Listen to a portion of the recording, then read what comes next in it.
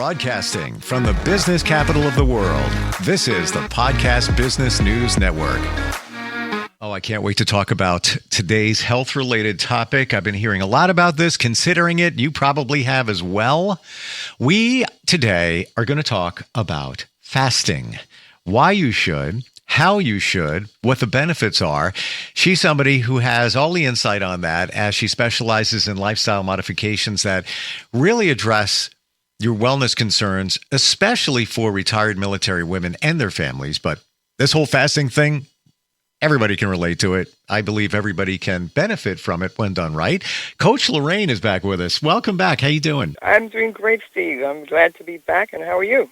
I am good. It's so funny we're talking about fasting because I've heard from some people I met recently that did it. And I'm not even going to get into what they did, how it impacted them. I want to start with you and your whole take on this. Well, one of the strangest things that people don't really are not fully aware that how ancient the practice of fasting is. And we all fast to some extent, just as some of us do it intentionally and do it for a much longer period of time. Because when you eat your last meal at night or in the evening, to the point where you have your next meal in the morning or whatever time of day you do have it, that is a fast from the time you stop eating till the fast time. And that's why I learned from you, they call it break fast. When you have breakfast, you're breaking your fast. That's very true. You have a good memory. I learned from the best. So we've been doing this forever.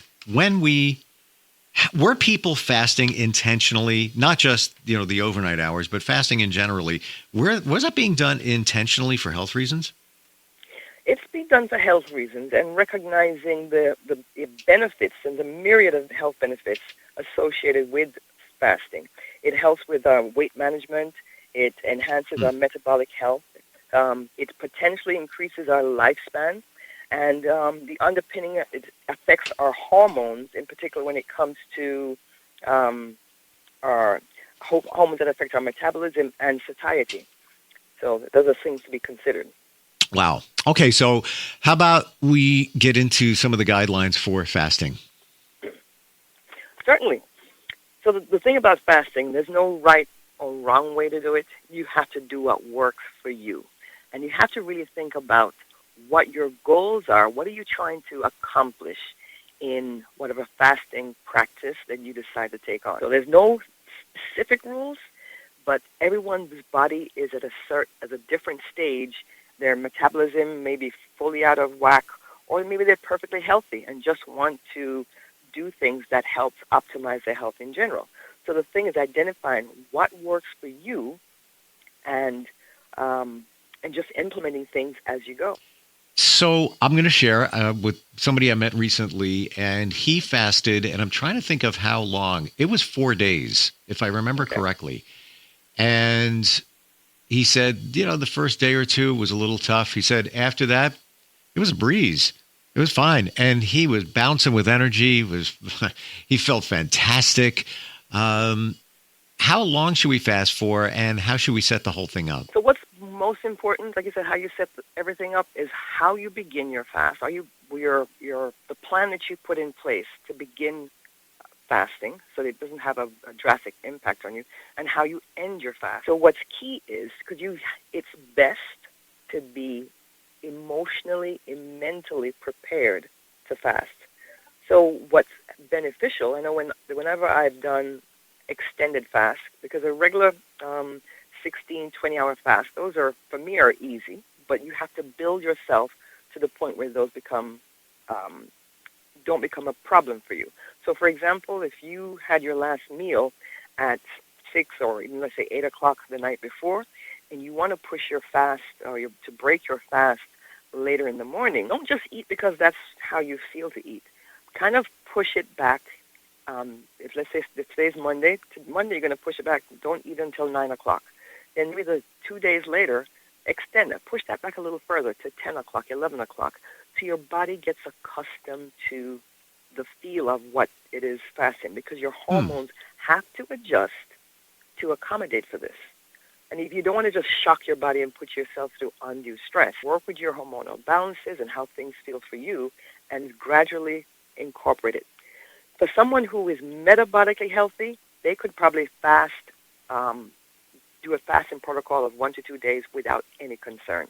But if you have metabolic concerns or issues, if you have other health concerns, you may need to first work with your medical practitioner and also do things in baby steps. Now, when you say baby steps, how do you mean that? Well, just as I said, you're not going to be someone, if you have metabolic challenges, even if you have high blood pressure or things that may be of some concern, so that you plan out how you want to fast.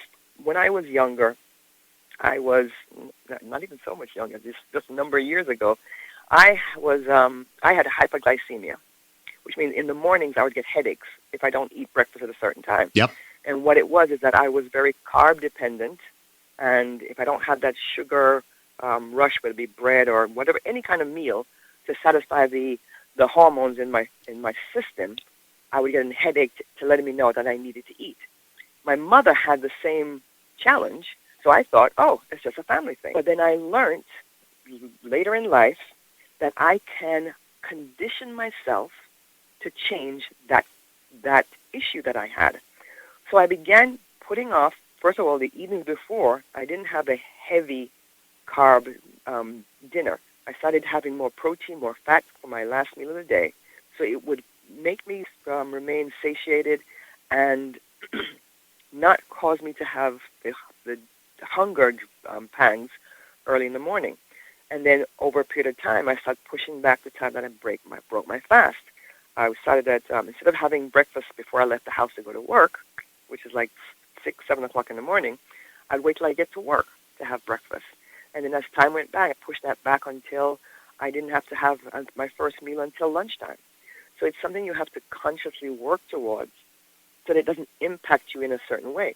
But it still depends on where you're starting. And that's where working with a health coach can benefit you in guiding you through that process.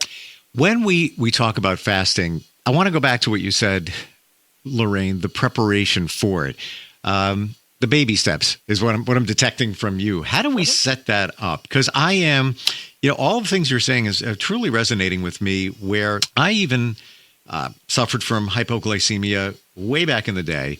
I would get those headaches, and long story short, and this is going back to when I was in my early 30s, I would not aware of carbs and protein and all of that. So I would load up on carbs first thing in the morning. I'd have a roll, I'd have a donut, all bad. Wasn't on my radar. I'm going to share with you that I ate so many carbs in one day. I went, that had an Italian dinner with pasta, had dessert with that, wasn't even thinking about protein. I went home and I passed out. And in the bathroom, and fortunately, I fell forward, hit my, I had glasses on at the time, hit him on the sink. I didn't get injured. It's kind of scary, but I made an appointment with a heart doctor and checked all into it. And then I realized that, oh, wait a minute, I feel better when I eat protein. So now if I don't have protein over a long period of time, call it 5 hours, I get jittery. Like I have to have protein. I finally figured it out. But that's, for me and maybe other people, a little bit concerning when we do the fasting, to make sure that, you have what you need. And when you fast, is it cold turkey? Like nothing? You're not eating anything? So one of the steps that we need to consider in terms of baby steps is one of the first things you should try to do is eliminate all the highly processed foods from your diet. Because if you don't, your body is going to continue looking for that quick fix. Lowering your carbs, you don't have to lower your carbs, but at least be more strategic as to when you have your carbs, so that your body's not looking for that quick fix, because that's all carbs are, is a quick fix as a fuel source to keep your system going. You said that you mentioned a while ago that every 5 hours you need to have that protein. So maybe there's something else missing from your dietary plan that you need to explore to see if you can go beyond the 5 hours. Because you should be, when it comes to fasting, you should be able to extend your fast. At night, you sleep for more than 8 hours, and you don't necessarily eat your breakfast as soon as you wake up. So that, even though you're sleeping, that fasting period is more than 5 hours. You didn't eat during that time. So what are you doing? You need to identify what do you need to do different in terms of the food choices. Maybe I don't know if you exercise in the morning, what time you exercise. What do your fat stores look like so that your body is a fat burner more so than a carb burner? Although it's always best to have the maintain metabolic flexibility so your body will continue to utilize whatever source you use as fuel. What's the longest that you fasted for? The longest I fasted for is actually 12 days. My mouth just opened, and nothing's coming out. 12 days. What? That was a water fast, a 12-day water fast. What did you consume? It was just water. That's it. 12 days, just water. Just water. Just drank water. I did do it once, just to be honest. I did cheat once within the 12 days, but because it was such a small cheat, I was able to bounce right back and just continue. Because temptation, one of the things we need to identify for ourselves, are we abstainers or can we have to, are we abstainers? If you're an abstainer, you can stay away from things, like especially when you have family in the house. The kids may have their favorite treats in the house, and you can abstain from it altogether. But some people fall into the temptation, and they can't control the urge to, eat things that they shouldn't eat based on their plan. So that's one of the first things you need to identify. Because if you're not an abstainer, then you're going to have to clear your kitchen, put everything in a safe where you can't get access to foods that you shouldn't be eating. And driving home from work, if you know that you're on your route home, you're passing Kentucky, McDonald's, and all those other restaurants on the way, which you're maybe drawn to stop and buy something, well, choose a different route during the time that you're fasting.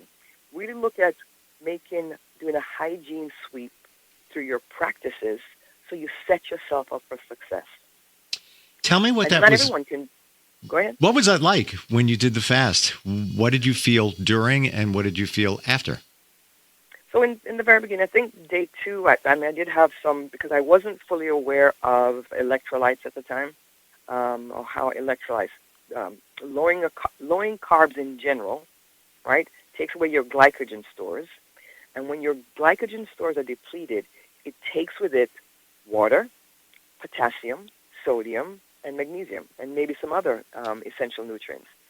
For how your body stores things, these things get swept up and removed from the body.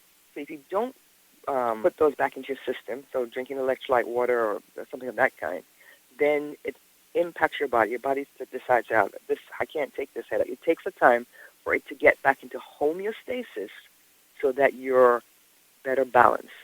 So first couple of days, the second day into the third day was a bit rough, but after that, just like with your friend, it was smooth sailing. And I just had to make sure I kept drinking water. When I felt hungry, I drank water.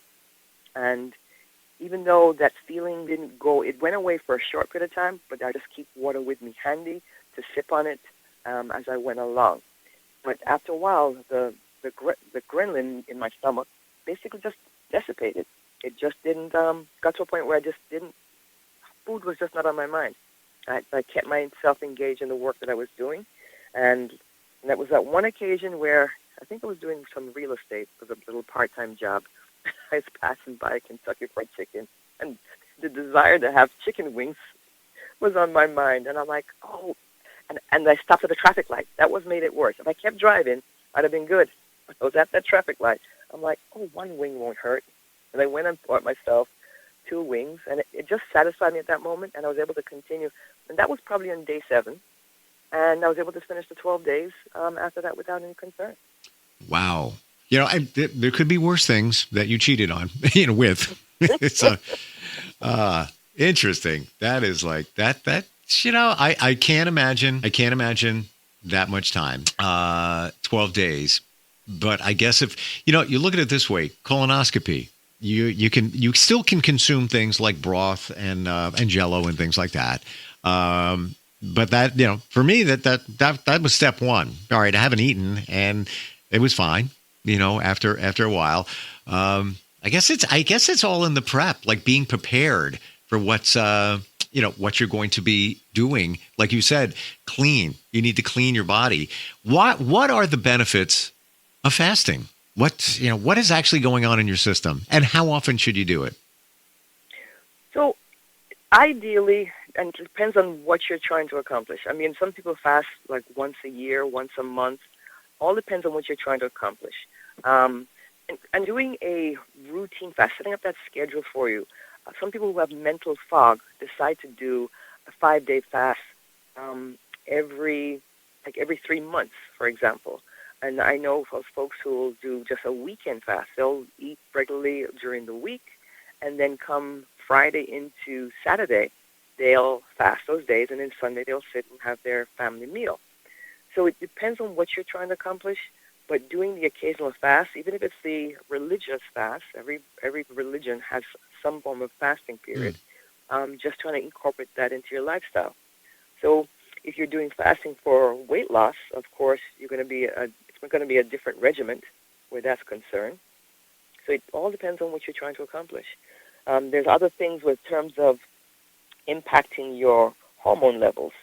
So one of the things that we don't think about is our leptin and insulin levels. One of the key reasons for fasting is to bring your insulin levels down to a manageable state.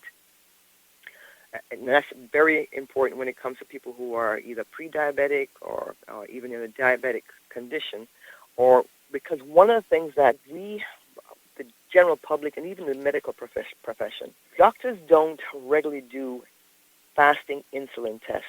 They do fasting glucose tests, but by the time they're doing a fasting glucose test, you've already been impacted. Whereas if you do at least a baseline set for fasting and do a fasting insulin test once a year, you will get an indication whether or not you need to fast more regularly, right? So that you can stop or even curtail the direction that your body is going in, which is will be becoming diabetic, and because the insulin is the first thing to go out of whack, and not necessarily glucose. We'll always have glucose in our body. Our body makes glucose even when we don't consume it. So testing glucose and looking at whether it's a high level, by that time the damage is already done. So if you're checking our insulin levels, it will be more impactful. One of the things to note is these are things that research has come up with, the science community has discovered of recent years. It takes at least 20 years before a medical community gets on board with research that has actually occurred. Nothing is the same as it was 20, 40 years ago. What they thought during those times, it's not what they found out now, because science has been able to allow us to see more of what's going in on our bodies. Some of the tests may be based on animals or rats, but then some of the things are still relevant because they can only test certain things on humans without us dying. So some things are kind of inhumane. So have those conversations with our doctors and basically let them know, hey, could we look into insulin testing and that things of that nature, which will identify things before it's too late. You really go deep, and I appreciate that, because a lot of times, our doctors just scribble down and write here you go, here's your blood test, and you go. You have no idea what you're getting tested for, and all you do is look at the columns, and you make sure that they're in the green, for the levels, and that's it. And then you walk away, and that's it. And you don't even. The last blood test I went for, they didn't even write down a PSA test, which is for the prostate, and my urologist said, how come you didn't get a prostate test? I'm like, I don't know. They didn't write it down. All right, well, here's your script for it. You got to do it again. You really have to be your own health advocate when it comes to all of this. You can't just trust that people are going to do it and take care of you the right way. Very true. Very true. Have a team, not just one person. Well, that's a great point. And you would be the perfect person to be part of that team. It's almost as if you're you're looking around and giving the insight. Truly appreciated. Honestly, today's conversation, you got deep in terms of what we need to look for in terms of glucose and insulin and all of that. And I opened my eyes. I knew you were fantastic. Now you're amazing. Wow. When somebody wants to work with you to improve their health, how's that whole situation go? They just reach out to you, they describe what's going on, and then you kind of take it from there? So reach out to me. We'll usually do a consult of some kind first to identify what they're looking to accomplish, where they are at in their health condition, and to see if what I would recommend or what I could work with them with is a good fit. And then we'll go into identifying what works with that individual based on their genetic disposition, their health condition at that time, and what changes that they're willing to do. Because no one should be forced to do something they're not ready to do. So you work within the parameters of what a person, my clients, are willing to incorporate in their day-to-day practice so that it's a lifelong practice and not a quick fix for the moment. It is so easy for the train to come off the tracks. And I've experienced that. I think I shared with you about a year and a half ago. I had a trainer. I was watching my diet, watching my weight. Fantastic. And then, things in life change. And I gained 20 pounds, which, I'm 5'7". I don't have a huge build. So significant on me. Other people say, yeah, you look fine. I don't say, how could you gain 20 pounds? But you did. But I don't feel as healthy. So I personally have to get back on the track. And maybe fasting would be one of those ways to kind of jumpstart that. Is that a good way to look at it? That fasting is maybe a fresh slate, if you will, to your health. It is. I mean, if you look at the comprehensive benefits of fasting, it's first of all improves the insulin or leptin sensitivity. Fasting activates autophagy, which is the cellular repair within our bodies. It reduces inflammation. It supports cognitive function. And the broader spectrum of things, it helps just correct any deregulation that's going in the body. Fasting is healthy. Every now and then you need to give your body, not just your body a break, but your digestive system a break so it can repair itself to function optimally. I can't imagine what my digestive system is saying right now. Like, what did you do last night? Did you really, just because they put 2 onion rings on top of that steak, did you really have to eat them? Come on. and yes, those fries probably tasted great, but did you really have to finish all of them? Come on. I'm looking at this in a different way, where sometimes we look at fasting. Yeah, okay, sure, it's a good thing. But at the same time, it's almost, you feel like you're punishing yourself by depriving yourself.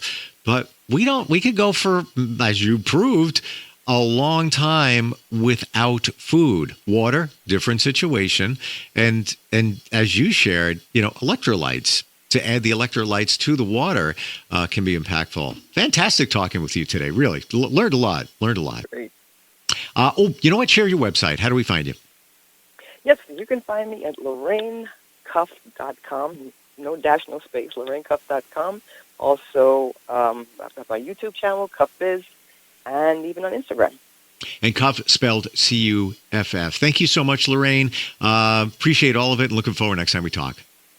All right. You take care, Steve. We'll be right back.